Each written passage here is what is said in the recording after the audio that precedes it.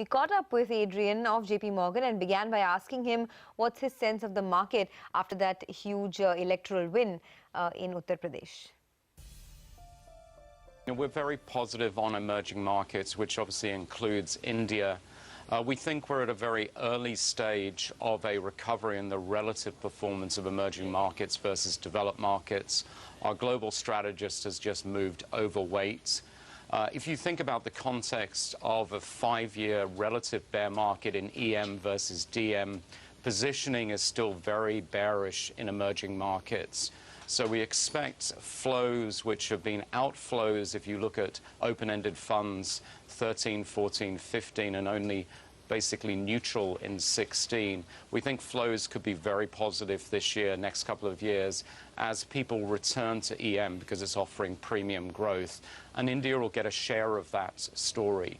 So I do expect India to move higher with emerging markets. Do you think some more outperformance would be there for Indian market, especially considering we underperformed a lot last year in last quarter? Yeah, I think you make a very important point there. Remember, we had the demonetization story, which was hand in hand with the US election surprise result. So India had a very tough final 2 quarters in 2016. So I think you've got to be a little bit careful of comparing the performance from the 1st of January to date. It's probably fairer to look at how India's performed relative to EM since the beginning of the 4th quarter of last year. And I think it's really performing more in line as opposed to outperforming when you take away the sort of demonetization correction.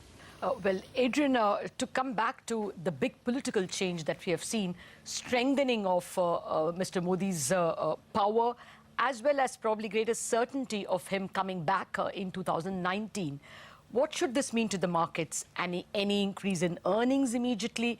Any increase in multiples? Look, 2 years is a long time in politics, so I wouldn't read too much into the 2019 election outcome based upon a very impressive result in UP. But for now, it's helpful for market sentiment around the political environment and on reform. But we've already had a lot of very, very good news on reform. And so much of that, I would argue, is probably priced into markets.